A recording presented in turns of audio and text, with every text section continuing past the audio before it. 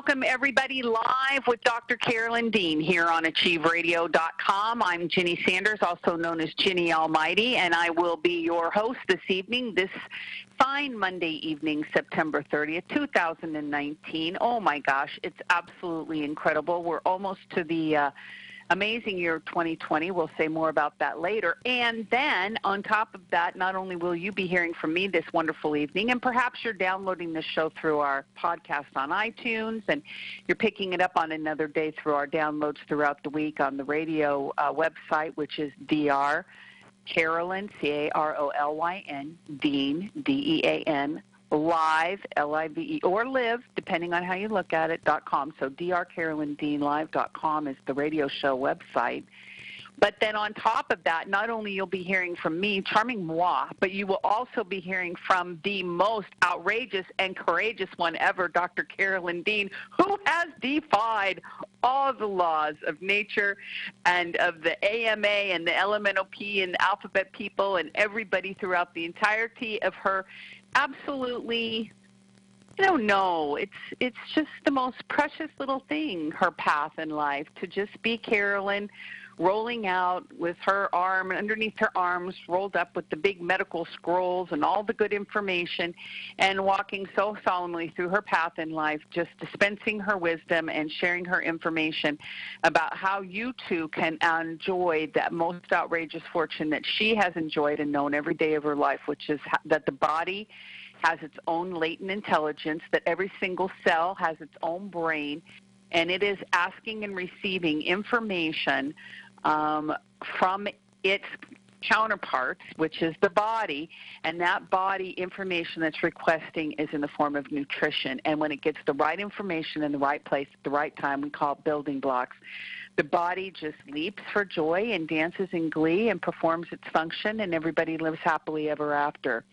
And unfortunately, that message has been a little bit blurred. It has been a little bit hidden. It has been a little bit suppressed, maybe even if we want to get into the conspiracies, but we don't because we're high-minded people and we like to take the high road. But we do know that not everybody is running around on the face of this earth with this kind of information and sharing it as liberally as Dr. Dean is, and certainly not everybody is benefiting as much as our listeners and our callers this evening who will be joining us, and of course our customers at RNAreset.com. So we're here celebrating all that, ladies and gentlemen, and it's just a glorious day. We love to celebrate it. It's the most fun thing in the whole wide world. And, Dale Carnegie said, show me the person who can provide people with health, and I will show you a wealthy person. And the wealth, of course, is not necessarily in the monetary reward. And granted, there is some, but it's the wealth and the largesse of soul that Dr. Dean possesses, and she shares so freely on a radio show on Monday evenings. We're here to celebrate and to share with you. So without any further ado, let me just remind you all again, live call-in radio show, you talk, we talk. It's a lot of fun. So we're relying on you to participate, call into the show, share your story, ask your questions, and you do that by calling 602-666-6027. That's 602-666-6027. And then when you get into the show, you've got to hit *5 on your keypad. It'll raise your hand in the studio. I'll know you're here. And at some point, we will put you on the line with Dr. Dean. But before we get too far down the road, let's bring her in and have her say her hellos and good tidings, and also we'll say Happy Rosh Hashanah, Carolyn. Happy Jewish New Year.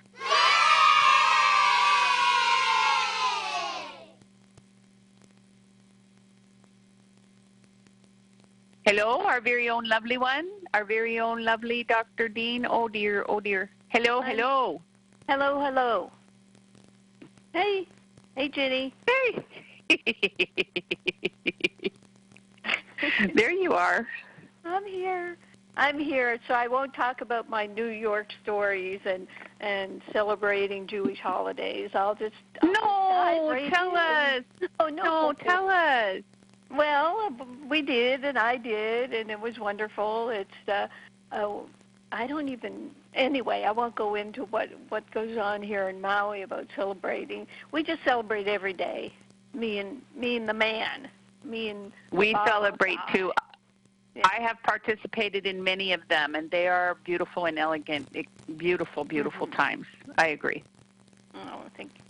Okay, so Bob and I were chuckling at your amazing introduction. They get better and better, more effusive the longer we hang out together, and the more interactions we have, and the more incredible things that Ginny and I come up against, and we both meet our very interesting mini conflicts with such, in Ginny's case, grace and aplomb.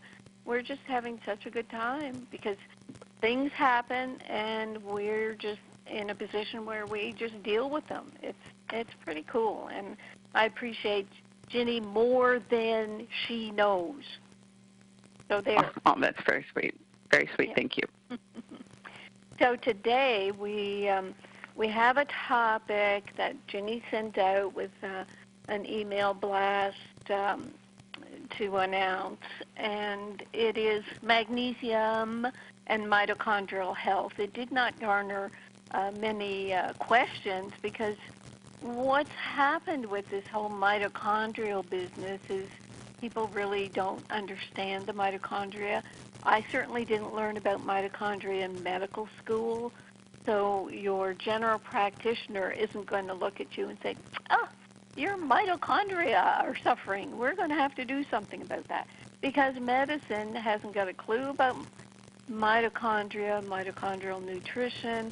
It's left up to the supplement industry to pretend that they know how to treat mitochondria.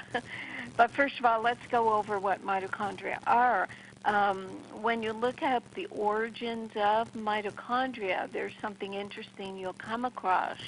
It's said that, let me just find, the endosymbiotic hypothesis for the origin of mitochondria suggests that they are descended from specialized bacteria, probably purple, non-sulfur bacteria, that somehow survived endocytosis by another species of prokaryote or some other cell type and became incorporated into the cytoplasm. So the takeaway words there are incorporated into the cytoplasm, which is cell plasm.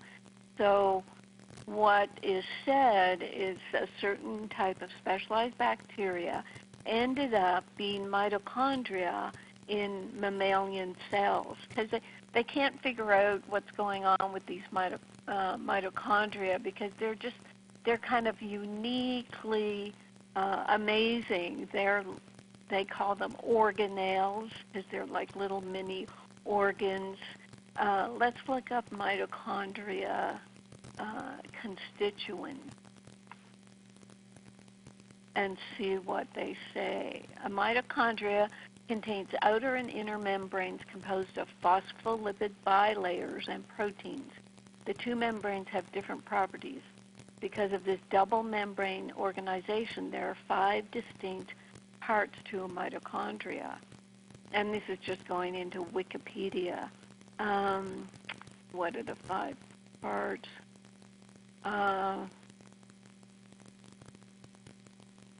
The number of mitochondria in a cell vary, and what we know is, I don't see it here, but there are 1,000 to 2,000 mitochondria in every cell, but there are no mitochondria in red blood cells. And since the mitochondria harbor a lot of magnesium in order to run magnesium through the Krebs cycle, doing a red blood cell test for magnesium doesn't make sense, in that red blood cells don't have mitochondria and therefore don't have this huge supply of magnesium. So the components of the mitochondria are a vacuole, cytosol, fluid that contains the organelles comprising the cytoplasm, lysosome, centrosome, and a cell membrane. And they're less than the number of things in the typical animal cell. And I'm just trying to find out if they're saying if these cells, in medicine they do talk about this endosymbiotic theory, but it's still a theory. So here's what we need to know. A mitochondria contains DNA, which is huge. This means it's like a bacteria containing DNA, which is organized as several copies of single, usually circular chromosomes. This mitochondrial chromosome contains genes for redox proteins, such as those in the respiratory chain. So anyway, it's quite fascinating. Mitochondria are hugely fascinating and also complex and also difficult to understand. So what's happening in sort of the alternative medicine world is they drilling down, trying to find out the cause of problems in a person's health. They'll drill down to the mitochondria and say, oh, yeah, the mitochondria aren't working, that's the problem. You know, you have mitochondrial disease or weakness or whatever, and we need to support your mitochondria. So we'll get to what supports the mitochondria. But, you know, it's going to start with magnesium. The blog that you'll find at drcarolyndeanlive.com that Ginny put up says, magnesium's role in mitochondrial health is known and accepted, yet many doctors and clinicians have not gotten up to speed with its use. Now, sidebar here, we know that the use of magnesium is not as it should be because most doctors will just go ahead and prescribe a laxative magnesium like magnesium oxide, or even tell people to take magnesium citrate in laxative doses. So people aren't getting the magnesium they require, like Remag, to become saturated and not develop the laxative effect. That's it. That's why doctors and clinicians have not gotten up to speed with its use. Continuing the blog, commonly known as the powerhouses of the cell, the major role of mitochondria is to produce energy, called ATP, in the Krebs cycle using magnesium in 6 of its 8 steps. Its other roles include calcium homeostasis, and that, of course, requires magnesium to balance calcium. So that calcium doesn't gain the upper hand, magnesium keeps calcium in solution and directs calcium to the bones and teeth. Apoptosis, that's cell death. This is something under control of the mitochondria, but it is triggered, apoptosis is triggered by magnesium deficiency, which affects the telomeres.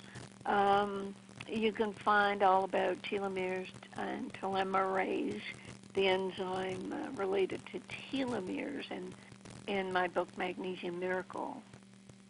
Free radical species generation is affected and effected by mitochondria, and that is hastened by magnesium deficiency. If someone is deficient in magnesium, you produce more free radicals, and therefore you do need the magnesium to keep the free radicals under control. So it's saying here that the mitochondria are creating free radicals. And you think, oh, the mitochondria are wonderful. Why are they doing that? Well, it's a result of the Krebs cycle. When you're creating energy and you're utilizing all the cofactors, then you are actually throwing out free radicals. It's just the way of life. And people are so afraid of free radicals, and they want to take all these antioxidants, but it's part of the yin and yang of existence. But to balance the free radicals when they are generated, we need proper amounts of magnesium. That's all I'm saying. So while it's producing free radicals, it's also scavenging free radicals. This is the mitochondria, and that's assisted by magnesium. It's involved with steroid biosynthesis, which magnesium aids in the production of steroids. It orchestrates metabolism, and magnesium also helps digest protein, fats, and carbohydrates.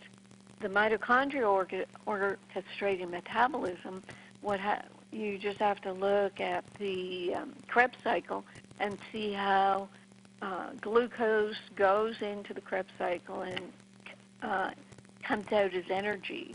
So that's the metabolism of glucose that's occurring in the Krebs cycle in the mitochondria.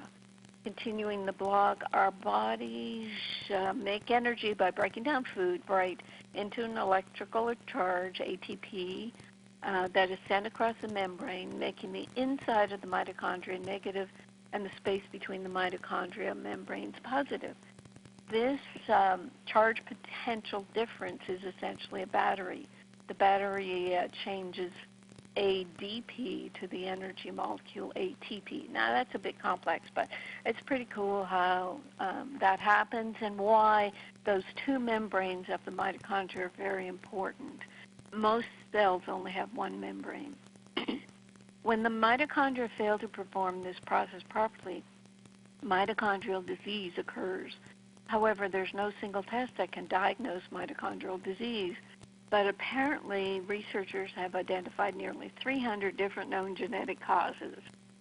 These genetic mutations can be located either in the nucleus of the cell or in the DNA of the mitochondria itself. The first mitochondrial DNA disease was identified nearly 30 years ago, and we might say only 30 years ago. This is very new science. And this led to an entirely new medical field. Much has been learned in a short period of time, but we now know that any organ can be affected by the mitochondria being, I don't even know if disease is the word, but mitochondrial deficiencies. Many people whose mitochondria fail to produce sufficient energy have neurologic problems. These can include strokes, seizures, and headaches, such as migraines, all worsened by magnesium deficiency.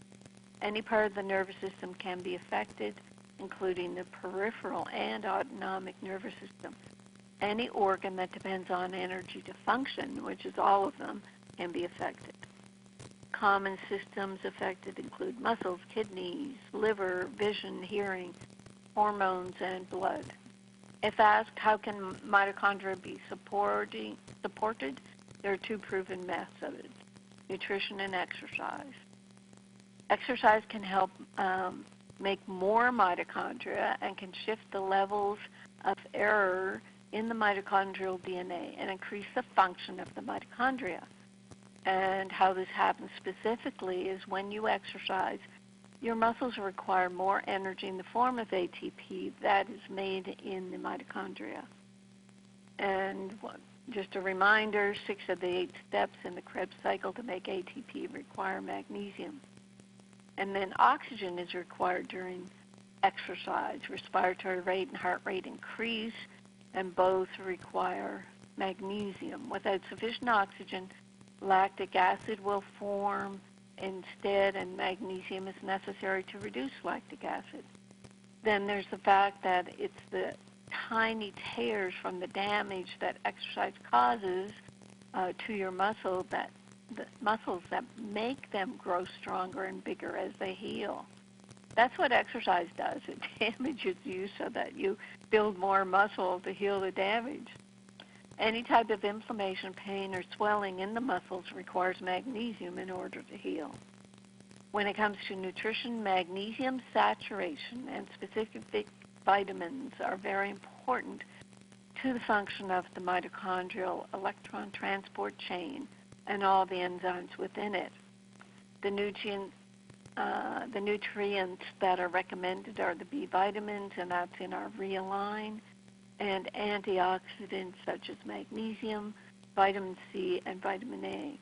In fact, magnesium deficiency is accompanied by increased levels of oxidative stress markers such as inflammation and endothelial dysfunction, that's the lining of blood vessels, as well as changes at the cellular level such as mitochondrial dysfunction and excessive fatty acid production.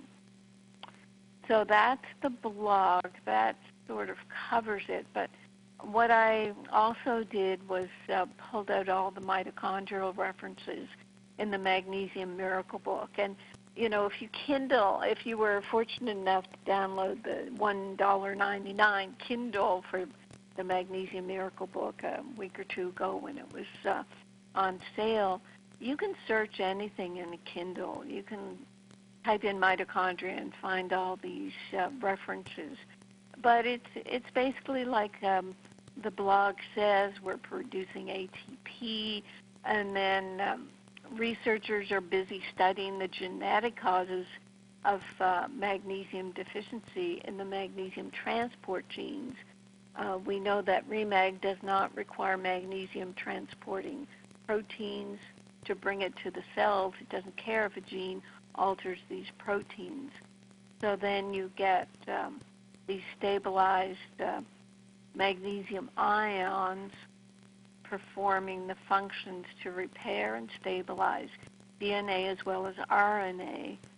So magnesium can stabilize these genes, prevent mutated gene segments, and then could these therapeutic levels be supporting the mitochondria?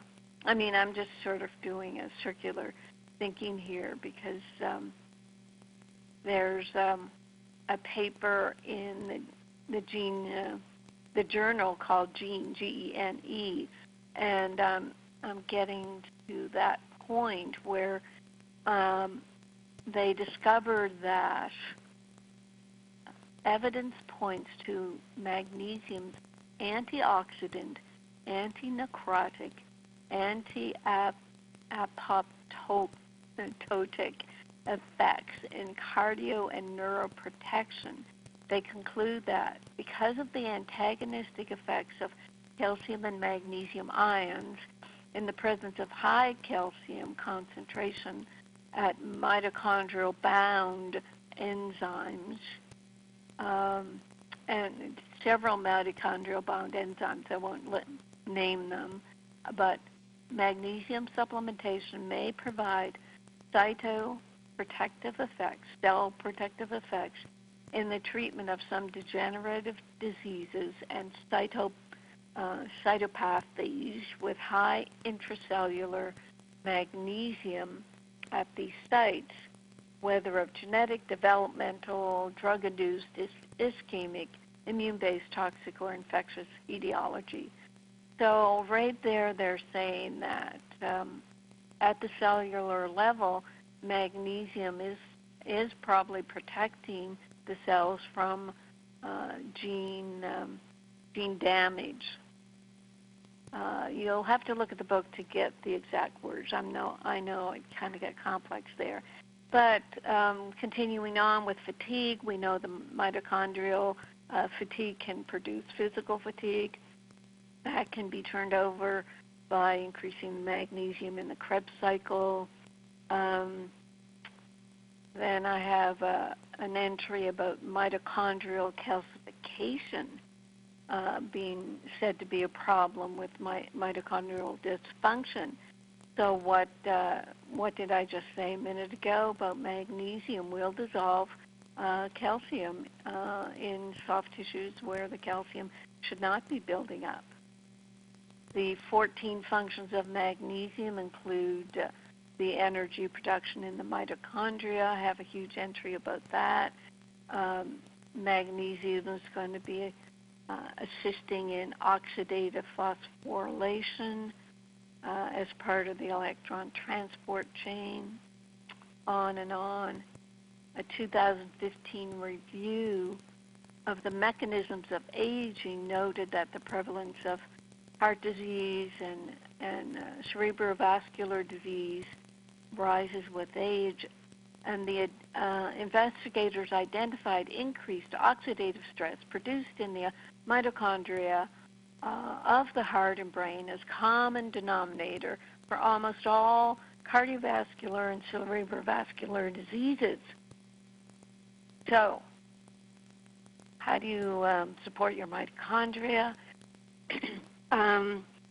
I have more entries actually about the aging. I'll just skip through those and go to a list of things that I found to support the mitochondria. I mean, you can imagine they have to do with antioxidants. They do, of course, list magnesium. They talk about the environment causing the oxidative stress, the pollution, the food we're eating, the lack of exercise. They talk about protein. Make sure you eat plenty of protein, such as meat, fish, nuts, seeds, beans, lentils, eggs, and restructure to support glutathione production that protects the mitochondria. So we use Realign with the methionine ingredient as a precursor to making glutathione. The antioxidants, they talk about coenzyme Q10, and yes, if you're on cholesterol drugs, it is important to take coenzyme Q10. Otherwise, it should not be necessary. I have a blog or a radio rant on coenzyme Q10 that you can look at, but let me look at alpha-lipoic acid today.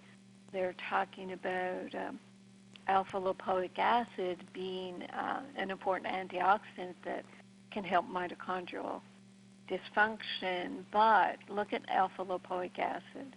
It consists of a 50-50 mixture of the R natural and the S unnatural enantiomers that are mirror images of each other, called a racemic mixture. It is the most widely available commercial form of alpha-lipoic acid, this racemic mixture. The vast majority of alpha-lipoic acid products on the market contain the unnatural form of lipoic acid that's not found anywhere in nature and did not even exist until it was chemically synthesized in 1952.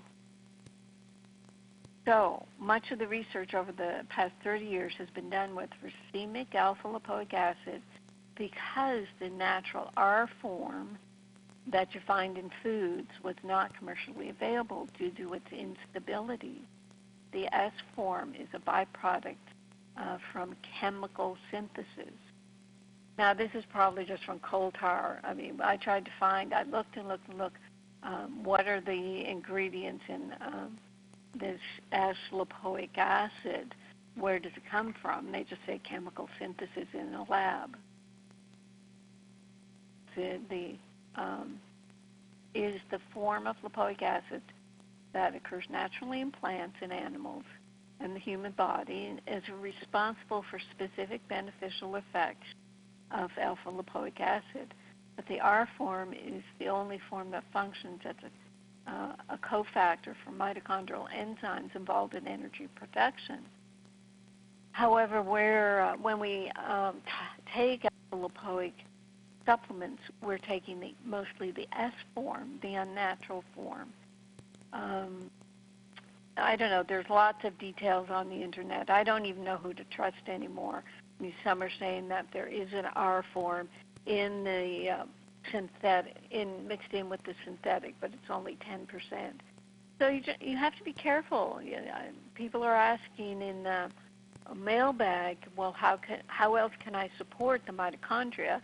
You go to mitochondrial support lists, and they say alpha-lipoic acid, but you're going to get an unnatural form that may not have the beneficial effects of the natural form that's produced in the body. So the other core nutrients, vitamin C, vitamin E, B vitamins, iron, selenium, most of that we're working with. Selenium is in the Remite. We're coming out with our vitamin C in another couple of weeks. The B vitamins, of course, in the properly methylated form are in our Realign. They also talk about healthy fats. They say it's a fuel for the mitochondria. Now, that's, of course, if you're on the keto diet. And, yes, fats will go through the mitochondria, but it's mostly glucose that goes through the Krebs cycle. Detoxification, they say, is important to keep the diet clean. So that's where we work with our Reline, our Remag, which really support gentle detoxification.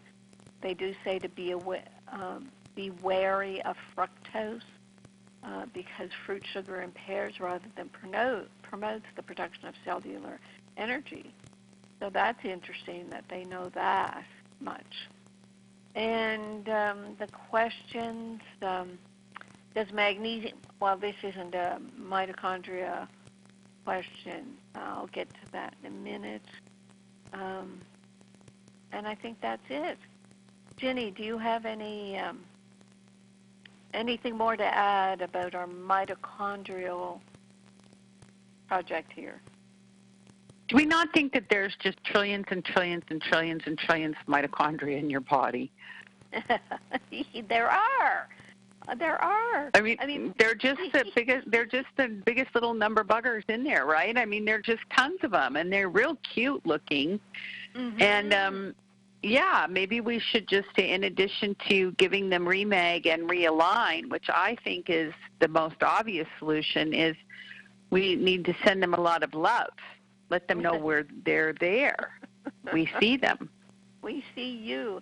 Oh, I know, especially if they have their own DNA. They're really, truly alive. And now they're being, called out as the problem with people who are unhealthy or whatever. Actually, there was a question. Can I find it? I'll go. Melody Rose sends me the questions for the show, and someone wrote in that they had symptoms of chronic fatigue, for a long time, and they could only take our Remag lotion. Right. Okay. Maureen says, I've been battling chronic fatigue syndrome for 30 years. I went from very fit, strong, high energy to practically bedridden after a bout of the flu. Now I'm the opposite, functioning at about 50%. I keep fighting and looking for research and treatments. From the beginning, I've told my doctors that it feels like my muscles just are not receiving or not using nutrients and or oxygen.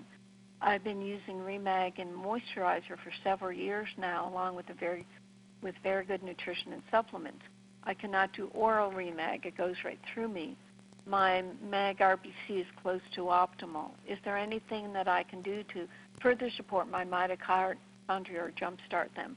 Well, I don't know if you're on all the products, Maureen, but hopefully you are. Those should help. But also, we really have to get you taking the oral Remag, and that can be something that we could send you as a FAQ or a note where to find on even last week's radio show. We talked about taking Remag liquid by a drop at a time until you were able to take it. Lisa was on the show last week, and she said yes, years ago, actually when I was working with her and her daughter who had terrible magnesium deficiency muscle cramps in her soccer playing. And this woman, she had this horrible chronic fatigue. And for months, she just had to take drop forms of Remag. I know you're saying your magnesium RBC test is close to normal, but RBCs don't harbor magnesium. I don't think it's an optimal test. And if you're still having symptoms, it means you still don't have enough magnesium. So I'd like you to call in support at rnareset.com, ask for information about drop dosing Remag liquid so you can build it up. And it's basically, you start with a drop in your sea salted water in a liter and sip that through the day. And if that goes down well, then the next day or two, do 2 drops and slowly build it up, because the Remag liquid getting into your tissues, into the cells of your intestinal tract to help absorption, all that is very important, the Remag liquid to get into the body to help with inflammation. So yes, all that really crucial, Maureen. So that's our main mailbag question. But what I wanted to do, Ginny, and even Maureen mentions it, after she had a flu, she just fell apart. So what I did, I also downloaded something about the flu season coming up. Okay. And what came across in, I don't know, from some health blog, flu vaccine selection may be an ominous sign for this winter. And I've written about this many times. I've got a blog called The Failure of the Flu Vaccine, back March 2018, and I talk about, over the years I've been looking into this, I've reported that the effectiveness of the flu vaccine was somewhere between 4 to 6%. In fact, every year the flu vaccine turns out to be less and less effective. Insanity is defined as doing the same thing over and over and expecting the outcome to change. How many decades have drug company scientists tried to perfect the flu vaccine and failed every time? It's a good blog, The Failure of the Flu Vaccine. I will send the URL over to Ginny so that she can put it on the chat. Because you have to know what's coming in the future is sicker and sicker people developing the flu, bringing it to your office, school, or your parties, and just spreading it around, and then you end up with the flu. You have to support yourself against this. Of course, I'm going to say do Pico Silver, do all your complement formulas, but if you're flying, if you're going into a crowd, take a teaspoon of Pico Silver, put it in the water bottle you carry with you, and support your immune system. Read the book that done on Pico Silver. It's at carolyndeanlive.com under books. So with this flu vaccine of coming at us this season, they say in this article, it's never an easy business to predict what flu viruses will make people sick the following winter. And there's reason to believe 2 of the 4 choices made last winter for this coming season won't work. So what they do is a year ahead, they're predicting what flu viruses will come to the fore, and then making a vaccine, because they have to make it months in advance. Apparently the Northern Hemisphere strain selection meeting was held in late February, and now they don't think that those strains are still as active. I mean, just think about it. They have to make it months in advance.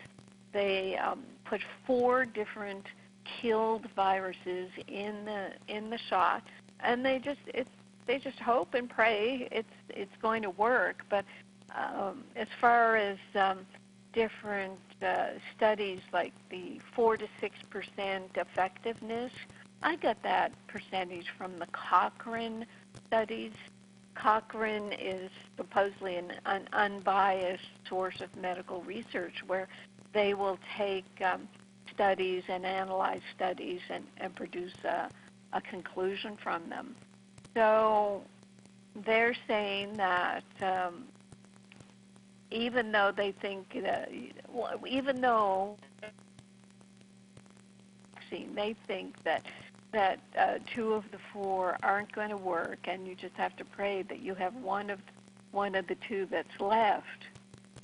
I'm going to pull Ginny in to see what she has to say about this. I mean, basically, you have to take your formulas and take your Pico Silver.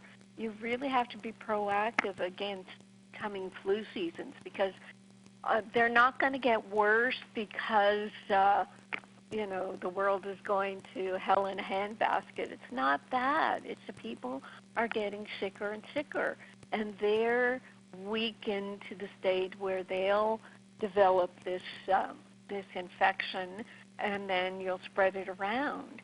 Actually, the other bit of advice is to download I've made it free, my 600-page Future Health Now encyclopedia, and look up the cold and flu section and see what more you could be doing, like putting your toothbrush in hydrogen peroxide, washing your hands after you are out in public. It's all the very basic things that I think people have forgotten because they think, well, if I get sick, I'll just take an antibiotic. Well, Google all my antibiotic blogs and see how far we've come in messing up our whole antibiotic history with making us more susceptible to infections, making the antibiotics less effective against infections, to the point where, especially in hospitals, people are developing really antibiotic-resistant infections. And what are they going to treat with? And what the pharmaceutical community says, well, we'll just make stronger antibiotics. That's just not going to fly. You really have to protect yourself. Ginny? A couple things I'm aware, and as a matter of fact, Tracy on the chat line is even typing in, and I don't know that this pertains to her specifically, that she works in a hospital, but a lot of employers require the flu vaccine. All of our clinicians, all of our hospital people, a lot of people who work in healthcare have to take the vaccine, and also people who work in schools. So Tracy's typing in, hi, Dr. D, my employer requires the flu vaccine. What should I do? Can I take extra vitamin C or Remag or Realign? And also, Carolyn, what about that homeopathic thing that you've suggested in the past? Well, yes, a homeopath will tell you that there are remedies you can take if you take a flu vaccine, but I'm looking up, I think Andrew Saul's daughter, she's written about vaccines and vitamin C. Yes, you can take high-dose vitamin C, double up on your completement formulas when you have to do a vaccination. Here's the article. It's on the orthomolecular site by Helen Saul, and she talks about having to vaccinate her children and how she deals with it. And I know what I did when we had to get our U.S. entry vaccinations. I made the doctor give me the empty vial. I asked for a single-dose vial for one thing, not one of these multi-dose vials that usually still have mercury in them. And I made a homeopathic remedy out of them, through the vial. And you can get that instructions how to make a homeopathic remedy from a drug or anything in Future Health Now encyclopedia. Just look up making a remedy or under the homeopathy section. So yes, you can do the high-dose vitamin C. Let's see what she says. And she's mostly talking about children, but for everybody, she has a section here. So yes, it's a great question, and I see it more and more, people being forced to take flu vaccines. So high-dose vitamin C, double up your completement formulas, try to get an empty vial, and even if there's just one drop in the vial or the vaccine is coating the inside of the vial, you can get a needle, put in 1 cc of water, distilled water, or purified water is fine, and you shake that up, and that becomes your 1x dose of the vaccine.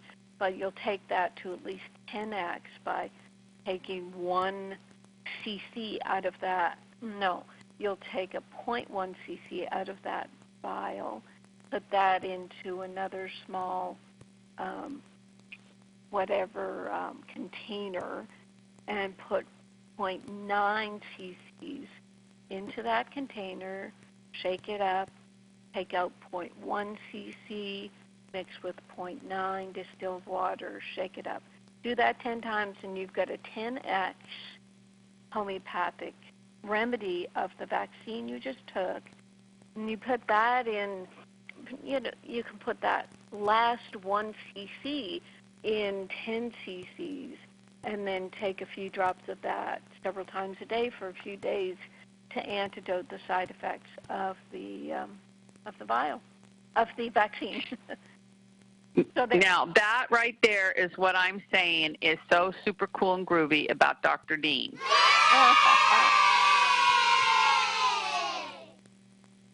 She just cooked up a little something for everybody right there. And I just think it's so precious because not everybody can do that. And so now you know what to do, and you've got all kinds of layers because you can just go the basic layer, you can go the double up on vitamin C layer, you can do this layer, and you can even create your own antidote. And that's what's so exciting. We do have options. And, Nancy types in and says they can't force you to take it, but they do make it hard for you if you choose not to.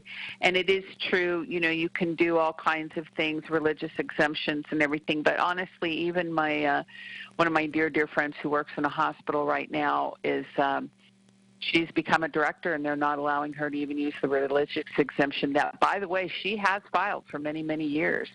And I know because I've been the one who signed it because I'm a pastor, and she does have a religious exemption and a sincere belief that Christ will heal your body, and she does not believe in doing these things, and they are not allowing her to do it this year. So, yeah, it gets harder and harder. But the most important thing is you do have choices, and beyond that, you have the choice to be well advised and well prepared. And Carolyn has just given you the optimum preparation. So it's pretty exciting, very, very interesting, very wonderful.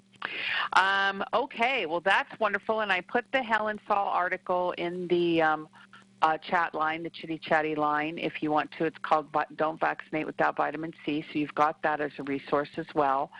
And if anything else is required, we will comment on it as the rest of the show goes on. Let me just say again that we will be taking your live phone calls at 602-666-6027. And if you've just heard the amazing whack of information that Dr. Dean has just laid out on everybody, I mean, we're talking about a comprehensive discussion of mitochondria that most doctors in the United States don't even know what it means, much let alone have heard or even contemplated or even tried to design a protocol or a nutritional program to actually penetrate the ion channels of the cells and come up with direct communication into the mitochondria like Carolyn has. And then we're in the whole flip all the way over to how to prepare yourself for a vaccine. Again, dealing with the idea that we've got to prepare, to make choices, and we expect the best. Because once you give the body the building blocks, it is on overload. It will absolutely know what to do, and it will absolutely reward you with that preparation and diligence and your hopeful expectation. So you've got great assets here tonight on the show, and if you want to talk to Carolyn, which if I were you, I would want to talk to her right away.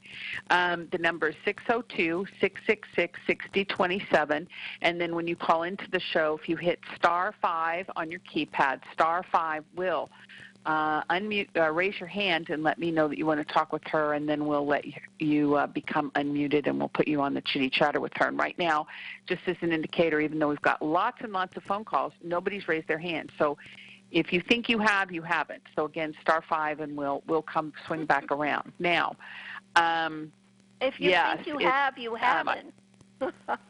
If you haven't raised your hand, yes. Now I want to see what. No, it was a great statement. If you think you've raised your hand, you haven't, because we don't see your hand, right? That's right, because nobody's raising their hand. That's right. Now, I want to just say what Tracy said back to Nancy, which is in the hospital that I work, there is a medical or religious waiver, but you should see the form we have to fill out for the religious exemption. It's ridiculous, and I'm still working on my responses after a full year. And when you have patient contact without the flu shot, you are supposed to wear a mask. So 8 hours of wearing that mask makes a huge detriment, and that's even my friend's objection. She has to run around the hospital wearing a mask, even though she's an administrator. But they insist that she wears the mask even because she's a leader in the hospital. So having that position of leadership, she has to set an example. So she's just like, fine, here, God.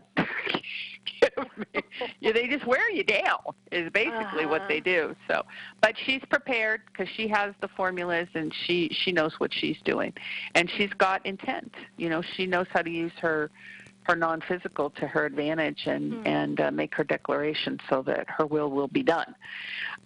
Okay, let's do a couple more questions here, Carolyn, before the end of the hour, and then we'll flip over into the next hour and take the phone calls of the waving hands that have finally come through the chat line and press on with our important show. You want to take a couple phone calls off our chat?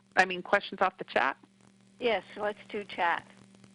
Okay, a couple things. This is a good quick question. Elizabeth, greetings to you, Dr. Dean. Love you. Could you please comment on the advice, quote unquote, out there in Google world that states vitamin B12 should be taken in sublingual form for the best absorption? Thank you.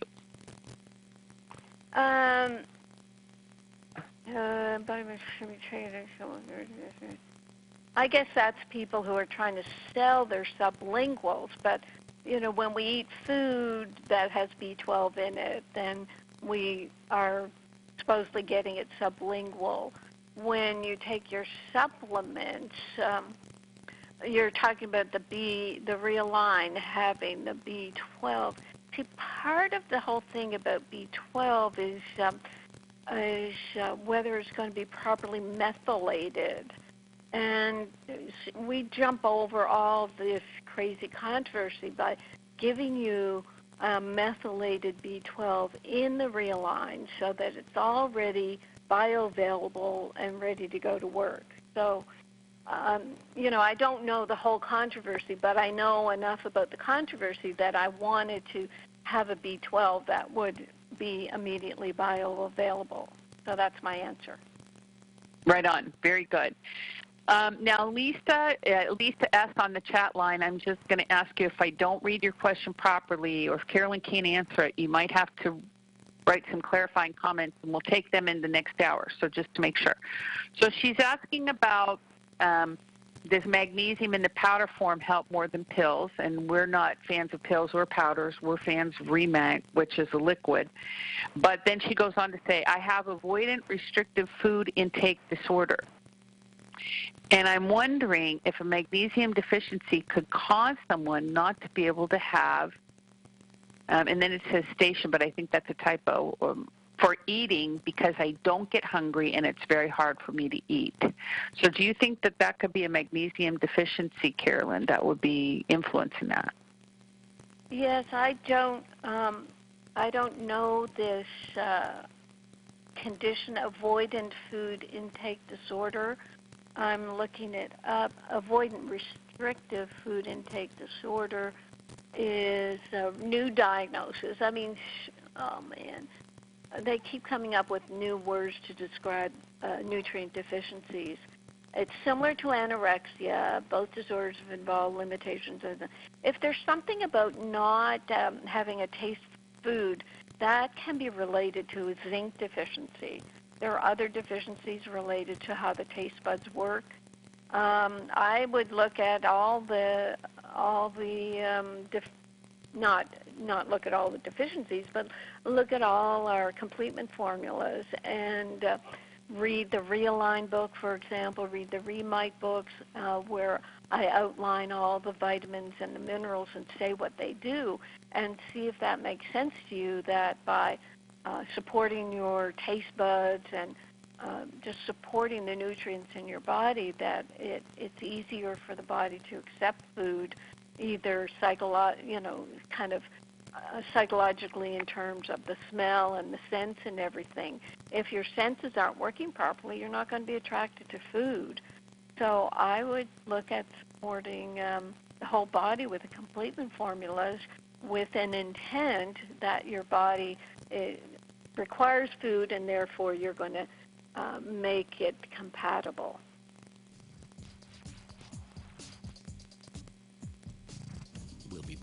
with Hour 2 of Live with Dr. Carolyn Dean, along with host Ginny Gunther, after this brief station break.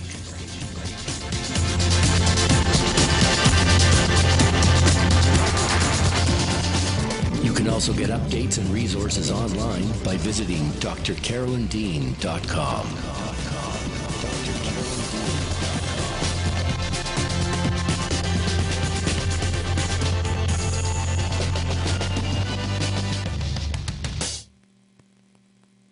AchieveRadio.com.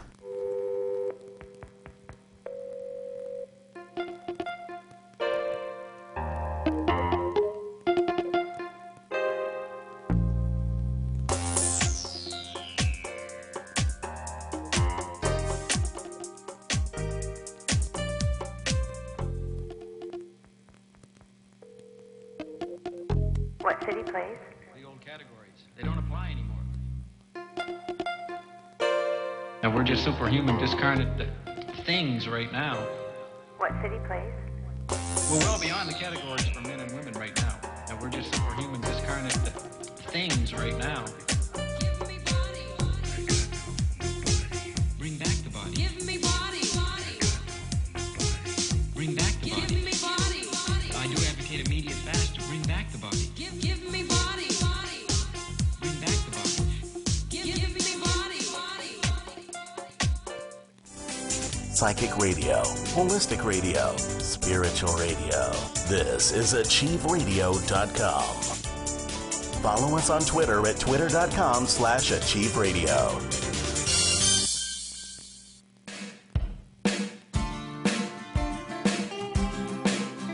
Here we go now. Come to the Carolyn. Here we go now. Here we go now.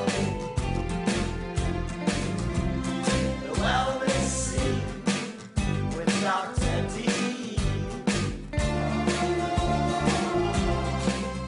Here we go now. Here we go now. Come to the Carolyn. The wellness with Dr. D. Welcome back, everybody. Hour 2 live with Dr. Carolyn Dean here on AchieveRadio.com. So glad to have you with us, and thank you for listening and participating, calling in, making the show the robust adventure that it is, and thank you for telling all your friends and family about the show, because we are committed to getting the word out to people that, hey, look, there's an opportunity here for you to have health freedom. And as a matter of fact, I was looking for some pictures of Carolyn the other day, and I found the Health Freedom, the Sacred Fire Award that Carolyn won back in 2014 in her acceptance speech on a video that we have. I should probably post it here for everybody so you can see how absolutely beautiful she is in her glorious gown as she stood up and received her award for being a leader in the health freedom movement. And as I said, she's been at this for a long time and committed to letting people know that you don't have to suffer. You can actually thrive. And you can thrive through nutrition and making some very good basic decisions that is going to help you and your body survive on the face of this earth for a super long time. And when you have that confidence in your body, you can take life on in a much more aggressive and wonderful way, and you can be confident when you come up with the things like the flu vaccine and stuff like that. It's just after you've suffered with so much disease that it's really difficult for you to be able to do that, because you think your body's in breakdown, and that's not really what's happening necessarily. Your body's absolutely imbalanced. It's balancing you through disease. It's not fun, but you're still here. So we've got that going for us. And while we're here, and we can add those building blocks, you can really turn things around. So I'm going to post this on the Integrative Medicine Award. But like I said, Carolyn's been doing this for a long time. We're celebrating your health and your health freedom tonight. We're going to take some phone calls as well in this next hour. And what do we want to say? What else do we want to say, Carolyn? You want to talk about that Integrative Medicine Award for a minute? Because that was super fun. Yeah, it was. Well, no, I mean, that's fine. Thank you very much for mentioning it, but I'm not going to talk about it. What I wanted to do is go back to Lisa S.'s chat about the avoidant restrictive food intake disorder. I didn't mean to, it sounded like I was scoffing the name, but what I'm really concerned about is how they keep coming up with more and more names of disorders. Like it's a new diagnosis in the DSM-5 handbook, and that's the mental health diagnostic. So right away, someone who's not doing the normal thing about their food is being put in a mental health diagnostic category. And I really think that this disorder, when I read about it during the break, they say it was previously referred to as a selective eating disorder, and it's similar to anorexia in that it involves limitations in the amount and or types of food consumed, but unlike anorexia, it does not involve any distress about body shape or size or fears or fatness. So if it's that the person just finds and I don't know enough about it to really even talk about it, maybe Lisa can chat some words about it, but if it's like you avoid a food because you think you're allergic to it or you don't like the taste or you just don't have an appetite, that really means to me that there's some nutritional deficiency. Your body needs to eat food in order to survive, but it wants food that has good nutrients. So as I said before the break, if you take the complement formulas that help get the taste buds in gear and sort of create the senses or support your senses of smell, taste, even visuals on your food, if those senses are supported, then maybe food will be more attractive. But yes, it's a matter of people pretty much have to eat by a time clock and put a certain amount of calories in, or they just don't bother because the food has no meaning for them. So it's interesting, and it's another condition. It's kind of like on when we were talking about the mitochondria. Not everybody, but people are saying with all these illnesses, maybe it's the mitochondria, but there are no drugs for the mitochondria. So you're not going to find out much about mitochondrial dysfunction in the allopathic world until they have a drug for it. So I just wanted to kind of clear that up and say those words to Lisa about this condition. Okay, very good. And she did write in earlier, and she just said, thank you very much for the feedback. It was very helpful for her. So we'll add that to the pile then and see where we're going with this. So she might have some more words for you. Okay, let me take a couple. Tracy, I see your question. Hello, Claire. Our lovely Claire is down visiting her grandchildren in Houston, listening from the new place, so she wanted to give us a love shout.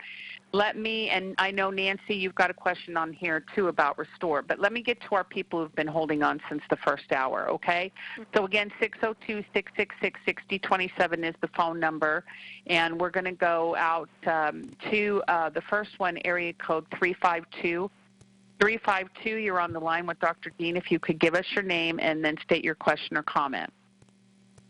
Hi, this is Rhea in Florida. And Rhea. I'm getting an echo. I just had a quick comment that I wanted to make. I started taking the structure powder in a bowl of plain, organic, whole milk yogurt. And it kind of cuts the sweetness a little bit, depending on how much structure you put in. But I find it's really easy to take it that way, and you don't have to mess. mess up the blender and, Yes, people will do that. They'll put it in their cereals, on their oatmeal. It's incredible. I don't know. Do we have an FAQ anywhere where we have all the restructure recipes? Jenny? Oh, I didn't think. Yeah, we used to have a handout that we put in everybody's restructure box, Rhea, that had all of our recipes on it. But and also one of our very most precious customers in the whole wide world, Steele Scott, made a wonderful video of how to make restructure pancakes, which are super good, and I'll post that on the chat line. And also our very, very most good and most precious friend in the whole wide world, Sandy, actually taught us how to make restructure bread, like a banana bread, and also restructure cookies. We're using Remag and Remite, and those were the bomb. Oh, my gosh. So, I want those recipes. Yeah. So I think what I'll do is I'll just put a little note in here for Melody Rose, because she always goes through and types up the show and then organizes everything that we do, and we send it out on Saturday mornings as a summary. And let's see, I promise I will hunt for some of these recipes during this week, and we'll put them in the show notes, and everybody can have them, because they're really great. Yeah, the Scott Steele, and the cutest thing with Scott making those restructure pancakes, his little Labradors in there working in the kitchen with him. It's very cute. So, yeah, our customers have gotten very creative with restructure, and it's very good. Okay, thank you. Right, Lauren, the godson, he started making, I think, restructure coconut oil or coconut sugar and something else, and putting in the freezer, for Pete's sakes, and having these cute little things. So I'll email him and ask him for that, because, that's perfect. And let me just say this, though, Rhea. You can shake the restructure up in a blender cup or a jar. You don't need to spin it, so you don't have that. But if you're saying that you want to kind of cut the stevia sweet taste, then yes, the yogurt is going to help that. Okay? Excellent. All right. Thank you. Oh, thanks for calling in with that tip. Appreciate it. All right. Bye-bye. Bye-bye. Yeah, that's fun. Remember, Sandy was baking up a whirlwind, Carolyn. Gosh, we were getting little goodie care packages all the time and snarfing them down. I made them for quite some time. And they were, I think they were keto, right? They didn't have very many carbs. She was using like almond flour or something in them. And I'll have to dust off those recipes, because they were really, really good. Okay, and let's go down to the great state of Florida, area code 407. 407, you're on the line with Dr. Carolyn Dean this evening. If you could give us your name and then state your question or comment.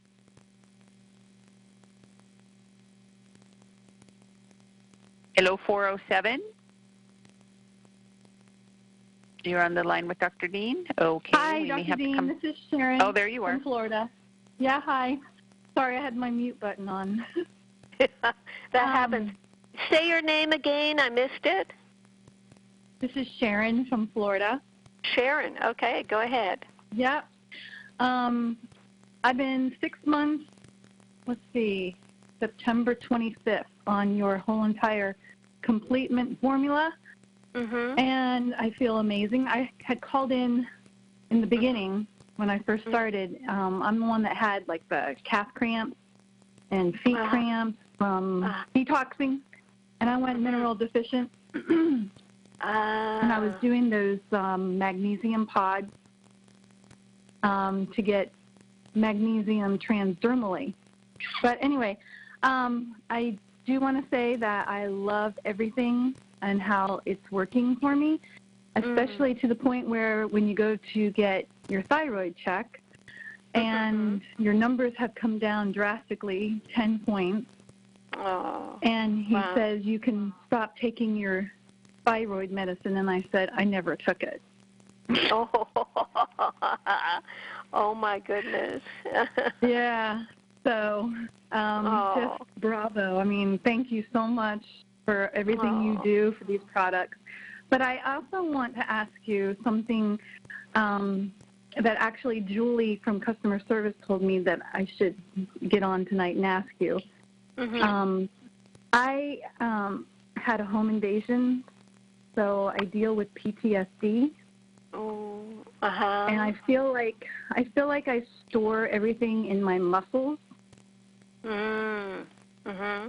So even with the magnesium, I feel like, I just struggle with relaxation, and I feel like the trauma was stored in my muscles, and I don't know how to get it out. Right. Well,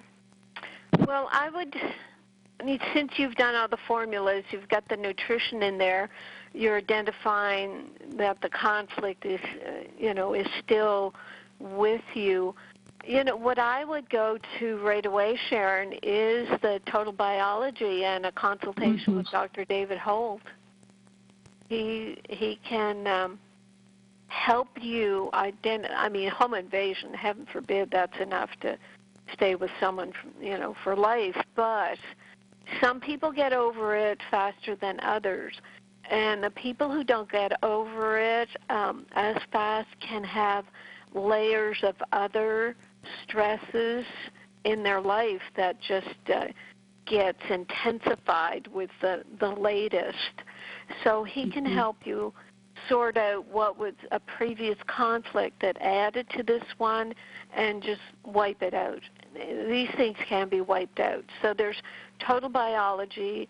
And then the other thing that I recommend for PTSD is the EMDR. Do you know that modality? Is that the eye movement? Yeah. Eye movement. Heard of it. Eye movement desensitization and reprocessing, a psychotherapy treatment that was originally designed to alleviate distress, etc. So look up EMDR, see if there's a practitioner nearby. It's as simple as sitting with someone. I haven't done it, but I know people who do it. You sit with someone and you recount your story while putting your eyes through different movements, and somehow it undoes the way your body stores trauma. Wow, interesting. When it happened, I did go to seek counseling, and one of the things the counselor wanted to try was the EMDR, but we never did do it. I have the booklet right here. Never did even do it. So I'll look into that too. But I'm more interested in the total biology. That sounds something where if he can find where I'm stuck, and help me. Yes. Yeah, exactly. Because you'll then identify something. It's like humans. We keep looking for a reason for why we're stuck in a certain place, and if the EMDR just sort of takes it away and you don't know why you had it, it may not be what you're looking for at this point in your journey. Yeah, I remember in a past Monday call, you were talking about how you were getting on an airplane and something was happening with you, and you figured out it was something that you were relating, kind of like storing or something. Do you remember talking about that? No, it doesn't come to mind, but I know what you're saying, though. Sometimes you can be going through having a reaction that's out of place, and then you figure, well, what is this bringing up for me? And it's not about psychoanalyzing everything you do. It's just something out of the blue. Well, the whole total biology thing. When I was traveling this past summer, I guess it was. I ended up extending the trip, and Bob wanted me to do more than I wanted to do, and I kept saying, no, I'm going to just stay home and rest. And it finally got to the point where I gave myself a cold so I wouldn't have to go out. I did it, it was almost conscious the way I did it. And I just kind of laughed through the whole experience because I said, oh, my gosh, look what I'm capable of. And the next time, I won't go there because, it's not fun to get sick. But so many of our reactions to our reactions to our world, to our conflicts, and we just pass it off. And, we go to the doctor and get a drug and suppress the symptoms. Because that's what, if you hadn't gone to counseling and had gone to your doctor and then a psychiatrist, you would be on Prozac right now. Yeah, they did put me on Xanax right afterwards, but I have been free of that for probably since before starting the completement formula. Yeah, because I just knew it's addictive, and I just didn't like the way it made me feel. So I just decided I was just going to go cold turkey and get off of that completely. But I just feel like I know the counselor told me that, PTSD is probably going to kick in much later, which I think psychologically I wish I would never have been told that because, then now I'm kind of like looking for it, in a way, kind of like, that's supposed to appear. So I feel like that's where I'm at now. Yeah. No, I'm going to look into David Holt for sure. Very good. Yeah, we have his, Ginny can put that on the chat for you. What is it, turnpointhealth.com. But oh, good. Yeah, the way practitioners will say, oh, this will happen, that'll happen. It's like, no, don't say those things because, like you said, now you're looking for it. So anything that happens, you think, oh, is this? Oh, it's very sad. Right. But yes, David Holt is Can I ask you fabulous. one more question? Of course. Can I ask you one more question? What is your take on lithium? The lithium orotate? The low dose lithium. No, it's actually lithium orotate, 20 mg. That is, Ginny, Carolyn. Ginny, tell us. Go ahead.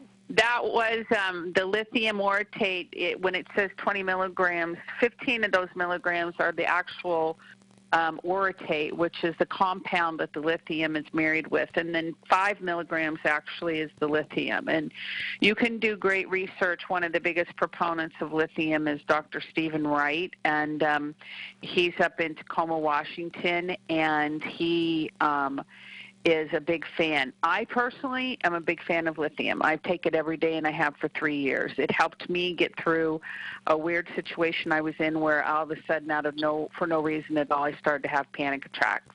I just called it customer, relatability type of a thing. And when I was doing my urban ministry, I was an inner city pastor for many years. I took a vow of poverty so that I could be in relationship with my constituents more effectively. And so when I only got panic attacks from working with all of our tens of thousands of customers, I was very grateful that that's all it was, because we have some very sick customers that we work with. But that empathy or whatever was giving me panic attacks. And so I started taking the lithium. I take 30 milligrams every day, or 6 tablets. And it's been great for me. And another thing that it really helped me with was also cortisol, because I was having the panic attacks at night, and then I would have the cortisol hangover during the day. And lithium is a great modulator of cortisol, and it will help shake that off, so that you can work with, at least in my metabolism, for me personally, that's what I've experienced. So I'm a fan. I love it. Okay. Ginny, what's the brand that you get so I can look into? It's just Advanced Research on Amazon. It's called Advanced Research, and it's the one that was developed by Dr. Hans. That is the one to get, and it's very inexpensive. And you started with it. You titrate the dose like you just with anything else. Start one day, 5 milligrams, the next day 10, the next day 10. But just only count each pill as 5 milligrams because that's really what it is. The other part's just a compound. It doesn't matter. So the first day 5, and the next day 10, and the next day 15, and the next day 20. And the maximum amount you really should take, no more than 50 milligrams, and 15 is the minimum. So 15 is the minimum, and 50 is the maximum, and you find your dose and where your happy place is in between there. Does it make you sleepy?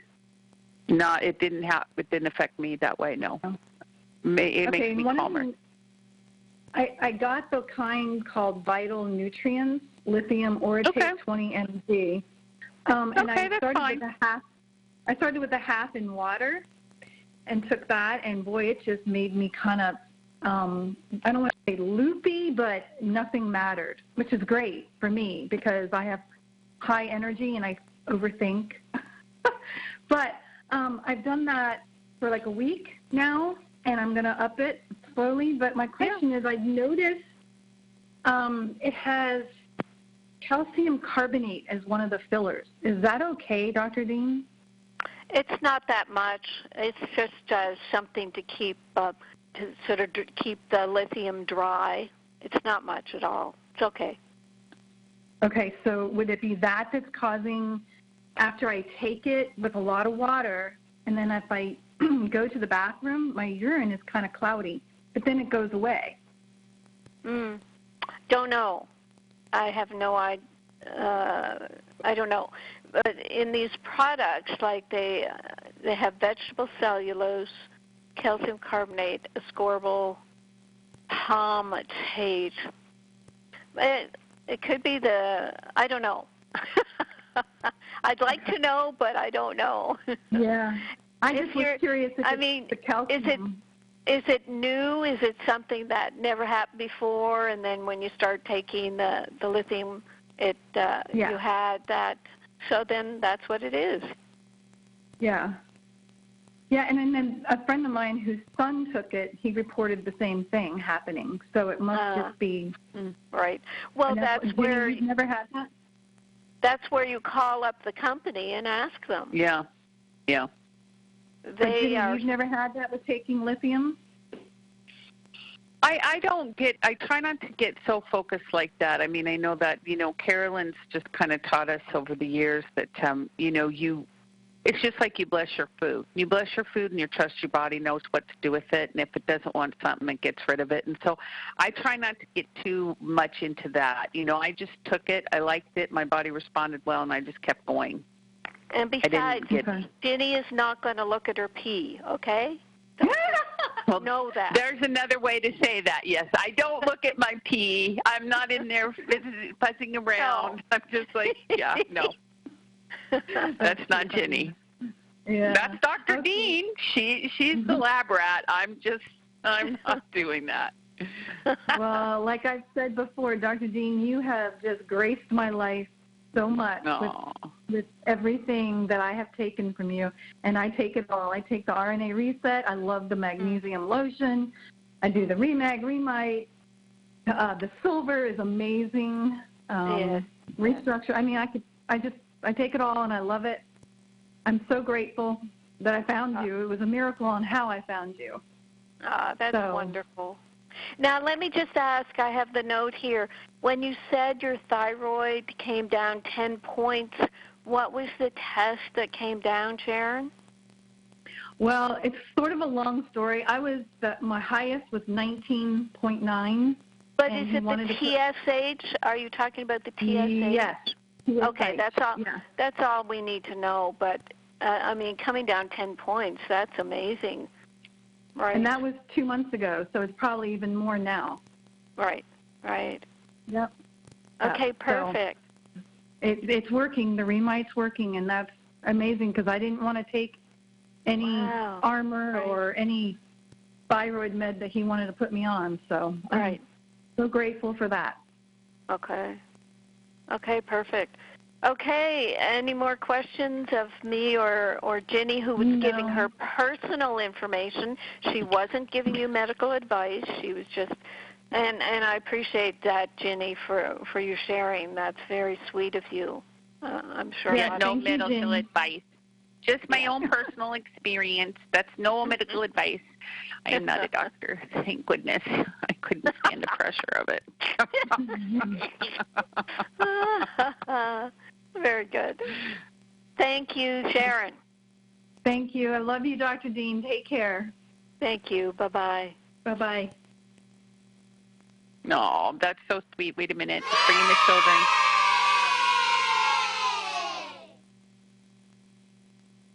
That is very sweet. I pulled up the file from 2018, but my search button isn't working that well to see. I mean, 6 months ago, Sharon is back here with her thyroid getting under control and everything else. It's fabulous. And like we often say, if what's left over, let us know. And then Dr. Holt, a little bit of lithium, EMDR, yes. But if you start out by going to someone with all your symptoms who's just going to give you medications or tell you you're going to have PTSD for life, that's no fun. Well, and the most important thing about sharing is the truth with all of our customers who notice that incremental improvement it builds the confidence that it is working. The body does want to respond. The body seeks its own well-being. Well-being is the predominant force, that we're dealing with here. So as you build that confidence, then okay, look, if I can change my TSH and drop it 10 points, I can pretty much do anything, with the magnesium and some minerals and stuff. It's really exciting. Yeah. It's very exciting. Good and for her. I vaguely remember someone saying that they started the products and their cramps got worse.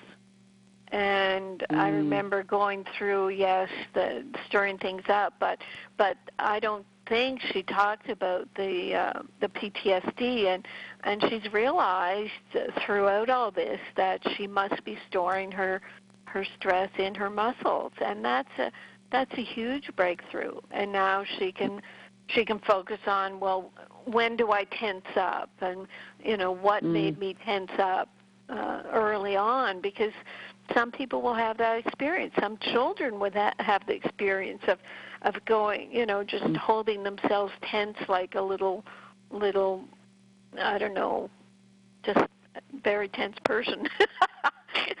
The analogy left me. You're good at that, and I know my friend Roby Mitchell. He is so cool at analogies. Tense like a doorknob. I mean, what do you get tense like?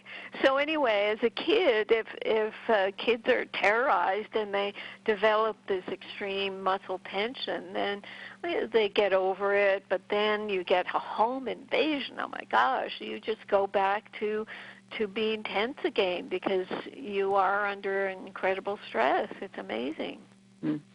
Yes, that's absolutely right. Yes, that's absolutely right. Yep. But as we know, eventually you just kind of move through that, and then you don't have to have that challenge anymore. You're like, okay, thank you. Done with that challenge. I don't need to learn that anymore. Right, because and David, I've talked to David. Many of us have talked to David, and when you realize, oh my gosh, I was 5 years old, and someone was bullying me, and I get tense, and yes, now I'm an adult, and I'm not going to be bullied anymore. But home invasion is a bullying, so it brings back all those feelings, all those layers.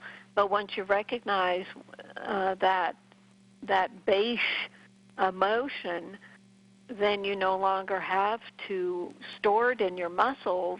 It's almost like we store things like that to remind us to, be afraid, be very afraid, or be on guard, or be hypervigilant. All those things that we place in our bodies. It's like, well, I'm not going to let myself be bullied again, and I'm going to stay tense just in case it happens. That's what's so amazing about psychology of a human mind. We store these things forever until we kind of address them or talk them through. Quite amazing. And then when we do, yeah, absolutely. And David's great at doing that, talking it through with people. That's what he loves to do. He loves the puzzle. Mhm. Right.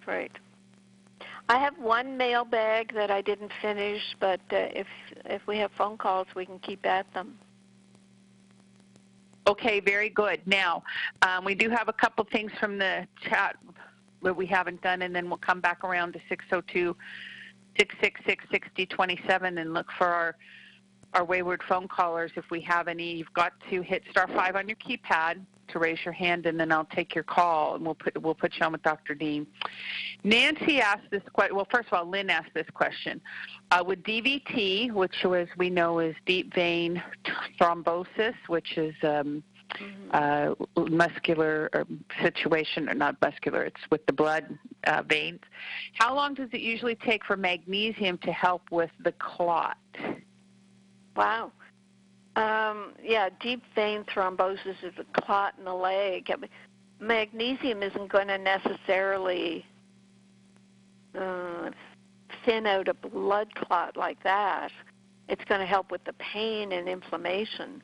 And I have no idea about duration. It's not like that. I mean, magnesium's not a drug that's been studied with that sort of thing. What I'd personally be doing is just applying Remag lotion to the area. I would not rub it in hard, but just sort of apply it, be taking an oral Remag. And to move a clot, I'd be putting on some castor oil as well to stimulate the lymphatics in the area to move the inflammation, I guess, because a blood clot has to break down. The blood has to break down and be pulled away by the lymphatic system. So that's what I'd be doing. Oh, wow, that's super cool and groovy. You always talk about castor oil packs, but I don't even know what they are. Do you get them at the grocery store, or where are they? Well, in a health food store, you can buy castor oil, and it's good to get organic, and they'll tell you the instructions that you can Google will say to put it on a flannel cloth and put it on your leg, but I just would use old cotton cloths and rags and just put the castor oil on several layers of a cotton rag and put it over an area and then wrap that with an old scarf, tie it on with a scarf. People will put it on their abdomens for abdominal pain or for scarring and put a heating pad on top of it.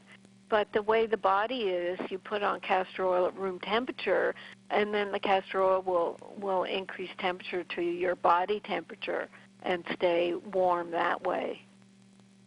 So that's and castor oil. And what does it pack. do? Is it like a detoxer? Or?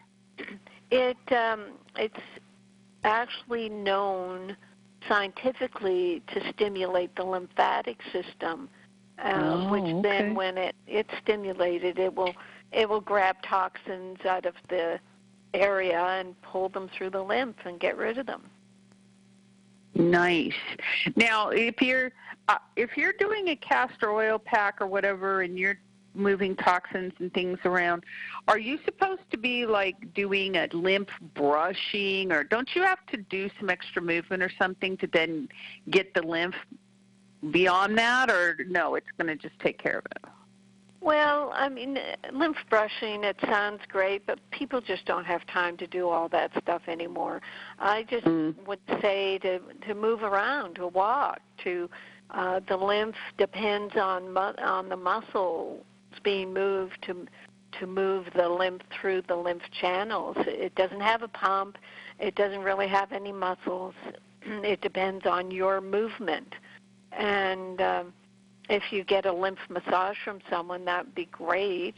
The brushing, I've always had trouble with skin brushing to get a brush that doesn't scrape your hide Right. Maybe even just a face cloth. The movement is just a quick flicking up your skin from your toes up to your chest, from put your arms in the air and flick down to your arms down to your chest. So everything goes up to the upper chest. The right side of your chest has the main depository of the lymph called the cisterna chyli. And so you're aiming everything for the right upper chest under the scapula, under the, what's it called, clavicle. So Okay, there. very good. More words that I've never said before. Yeah. More words that Carolyn's never said, but that's really neat. That's very, very cool. All right, excellent. That's fun. Fun with castor oil packs. That'll be our next topic. No, I'm just kidding. We won't do that. We won't do that. But that was really neat. Very neat. Thank you, Carolyn, for sharing. Okay, now let's go. Here's Nancy's question. Nancy says, Dr. Dean, what she wants to know, Nancy, I lost it, but I know it's here. Okay. Do Remag and Remite support healthy gut membranes, gut lining, and or do they also support tight junctions in the gut wall like Dr. Zach Bush's Restore states? And do they also support the electrical charge needed for cellular communication as Restore states it does? Oh, yes. The minerals, we're just so excited about the Remag and Remite's ability to be absorbed into the cells and not require healthy intestinal cells. And then what the Remag and Remite are going to do is make stronger intestinal cells. You can furnish your whole intestine within 3 months. Every cell in your intestine will be turned over and made anew within 3 months, and that's what the mineral building blocks do. Certainly the electrical charge in the intestines depends on minerals, and that's your Remag and Remite. I know when our Flora Revive comes out, it has a lot of the properties of Restore.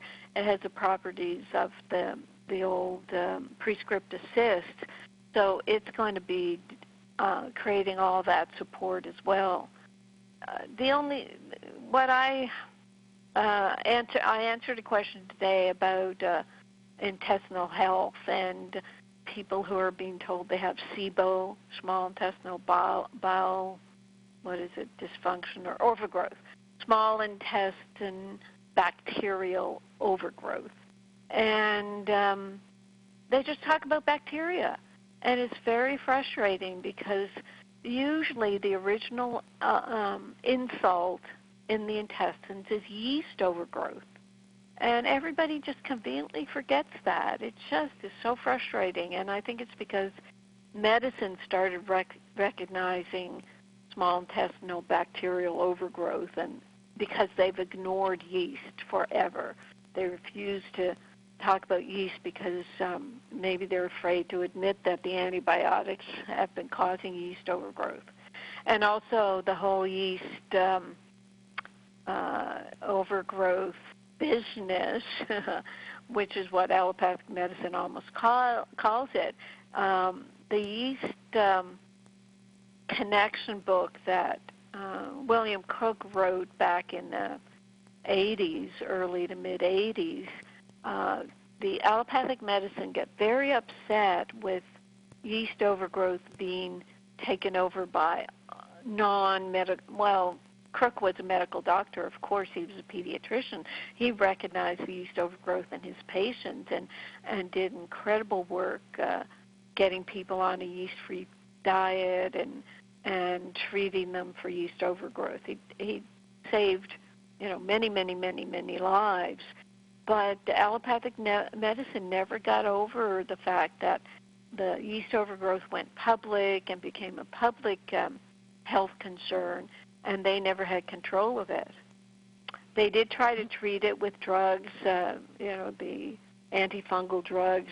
The one that I was asked to do a study by a drug company because I was working with yeast up in Toronto, and they wanted to use a drug that had a fluoride molecule in it.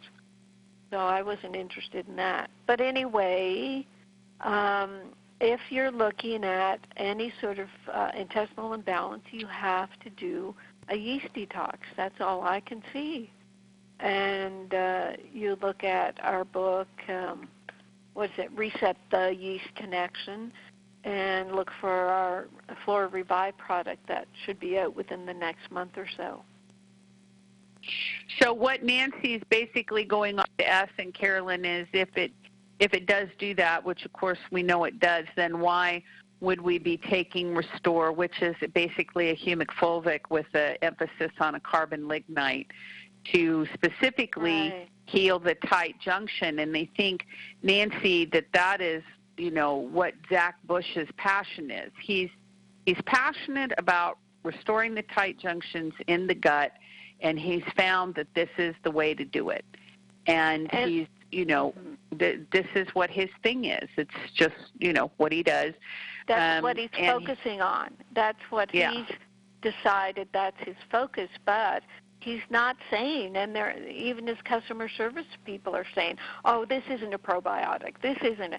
Well, for Pete's sakes, humic fulvic has probiotics and prebiotics and all that stuff in it. We know that from our research. So he's kind of ignoring that it has these probiotic effects to mainly focus on the tight junctions. And he does talk about all the minerals in the humic fulvic, and we know that for sure. So it's just what he chooses to focus on. Yeah. But, I always tell people, magnesium is like money. And the situation with that is you are burning it as fast as you are making it. And it's the same with magnesium. Your body's burning this stuff as fast as you're making it. And, as we have gotten more involved, like with the NIH, for example, we found out that one of the main objections to magnesium, using it therapeutically, is that you can't guarantee a non-laxative result over 350 milligrams according to the FDA.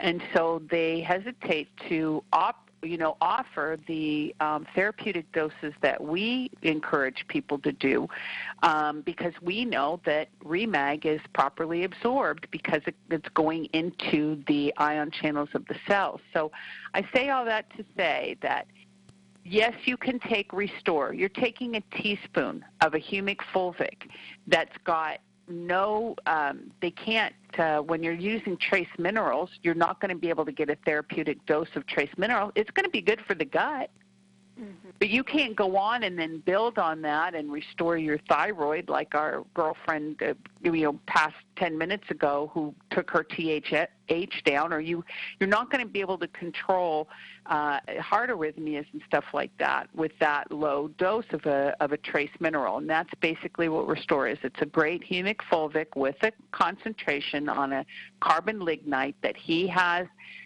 perfected the process, and we're not taking anything away from him, to create that cell communication specifically for tight junctions, specifically. It's a targeted formula for what his product does and what he wants to accomplish, knowing that if you feed the biome, you encourage that cellular communication within the tight junction, and you also restore the gut, give the gut an opportunity to have all the other microbes that are in there, the 35 or 40,000 trillion of them that are in there, an opportunity to feast and communicate through that humic fulvic. That's what we recommend because it's in the family of what we believe in, which is the minerals, and that's why we recommend that particular product, because Dr. Bush has studied it. It's clinically proven. And it's a good thing for people. It's not going to be damaging or harmful in any way, and that's why we go with that particular product. Does that make sense? Carolyn, what I said, does that make sense? Yes, yeah, very much so. And yes, we've had enough people taking the Restore when they've been on our products, they stop taking the Prescript Assist, or they don't get it anymore. They go to Restore, and they think it's helpful. So it is supporting the intestinal flora.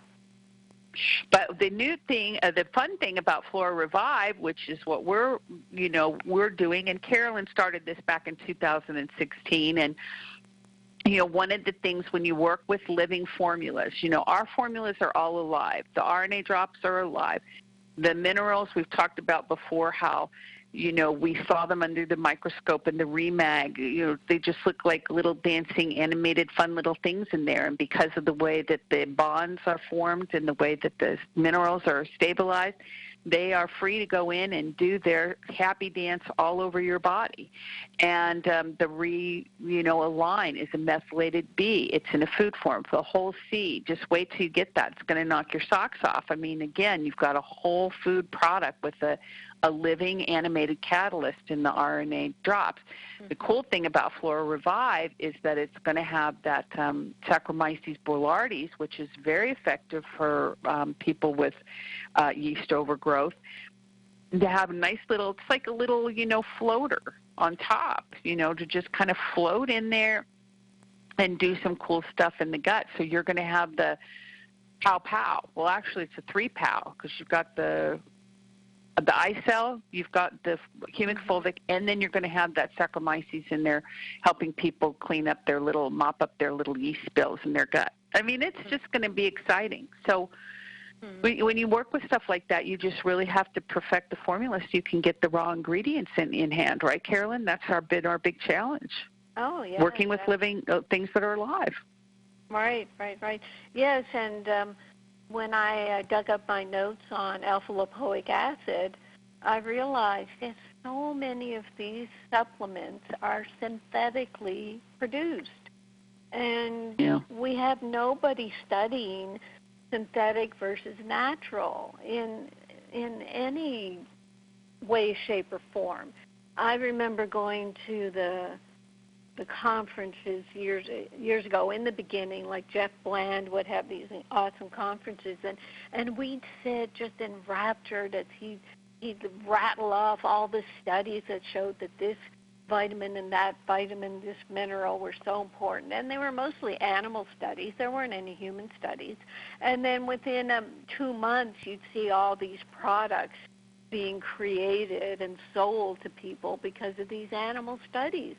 It was a juggernaut. I mean, there was so much going on back in the 90s, the late 80s and 90s, where all these products started slamming on the shelves. And I remember talking to some of the very early vitamin producers who they were using food. They were doing food-based supplements. And they were doing great work, and then all of a sudden they were inundated with these cheap synthetics, and it changed everything. And all we're doing is trying to go back to as food-based as we can, like the methylated Bs, so that you overcome this business where the body has to methylate, and what if you have a methylation problem? I mean, I've taken everything into consideration that I've learned over the past 50 years, but I'll tell you, we continue to learn. I mean, we're going to come up with something in the next couple of weeks that'll show that, maybe we should be doing this. And you'll see that we're not locked into anything. If we find something that isn't working as well as we want it to, then we'll make that happen. And blah, blah, blah. Yeah. No, we will. We keep going because we live in a dynamic world, and also what's happening is the environment is changing, and we're changing with the environment. And, Carolyn wrote a blog a long time ago about, you're going to have to adapt and to all these conditions and expect to thrive. So, we're doing that too. We're adapting. We're meeting the conditions of the new environment, and we're working with everybody to get everybody to that same thriving threshold that we believe is sustainable, because it is the will of the body and the will of the cell to seek its own completion and its own well-being. That is the imperative. Yeah, absolutely. Now, let me ask you this question. This is from Tracy, our our lovely person working in our little hospital. Hi, Dr. Dean. I have a question related to the blog today. I've been taking the Total Body Reset products for 4 months. I've been staying steady with, for a couple months, 2 teaspoons of Remag and a teaspoon of Remite. The most obvious change to me is that my monthly cycle has gone from 5 to 7 to 3 to 5 days, which I never expected to happen. I just think that's the biggest yay in the whole wide world, Lord. But what she also says is, I'm still tired in the morning, and I'm not sure if you have any suggestions. I do wake up quite early at 4:30 a.m., 4 days a week, and then she has an hour commute to work, and sometimes she doesn't get to bed until 10 a.m. because she has 3 children. Oh, my gosh, she deserves an award. I think it is just my schedule, but I've been trying to just drink my Remag water on the way to work instead of coffee, but it doesn't always do the trick. Well, maybe, yes. I mean, with a schedule like that, not forget about it. But yes, your body is really under a lot of pressure. What about what strikes me, maybe Tracy, is what about doing this coffee with coconut oil? What do they call it? Bulletproof coffee. The bulletproof coffee, yeah, in the morning. Yeah, go a little keto and to get more fats, because fats are very energizing, and people will start that with doing bulletproof coffee. Just Google it. It's not that I don't drink coffee myself, and I don't really, tell people to take it, but you do need a boost, but you can balance it off with putting coconut oil in it. They talk here about putting MCT oil. What does Greg put in his coffee, Ginny? Yeah, coconut oil, MCT oil, same. Yeah, pretty much same thing. Yeah, he puts in a tablespoon.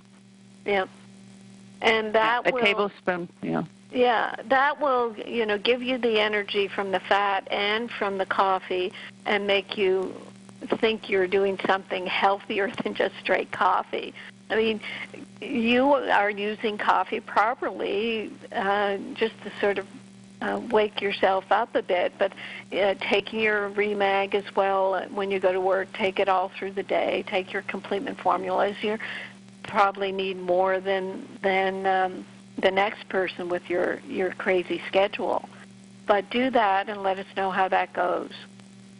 Yes, and people do put magnesium in their coffee, their bulletproof coffee. Greg does. He puts a little in there, kind of makes it a little bit salty. It's kind of like a little fun taste in there. And so that could help you too. So, yeah, that'd be great. Very good. Now, I'm going to finish this mailbag so I don't have to write the answer, okay? Sounds great.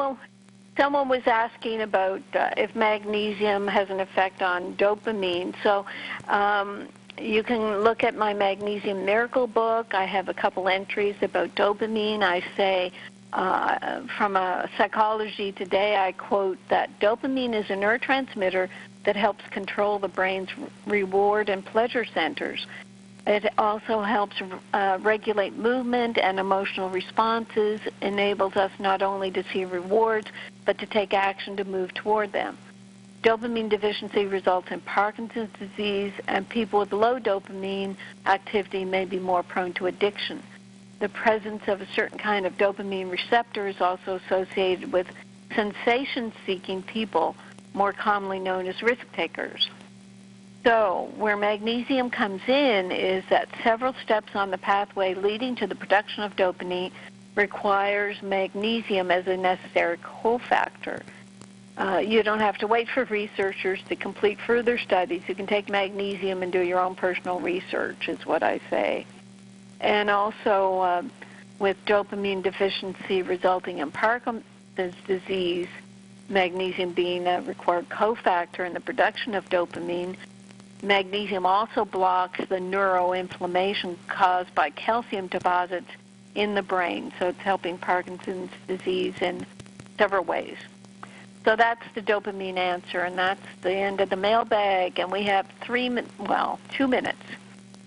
What No, would you like I have a minute and 17 seconds, so we really don't have that long. Carolyn's been in another world lately. We've been a little off on our communication. That's funny. Oh, no. Okay, well, I so don't, everything... I don't have the... I don't get distracted with the screen up in front of me, Ginny. I don't go in. So you have that countdown timer, don't you? That's what you're looking at. Yeah, I look at the countdown timer. Very good. All right, everybody. Well, it was a great show. Thank you, Carolyn. I mean, we just covered it all, ladies and gentlemen. That was just a feast. I hope you share this archive with your friends and family. Let them know that they have options, and I hope you come back next week when we're going to have even more glorious fun than ever before. Best show ever next week. Thank you, Ginny. Thank you, Bill. Thank you, Bob. And thank you, listeners. Good show.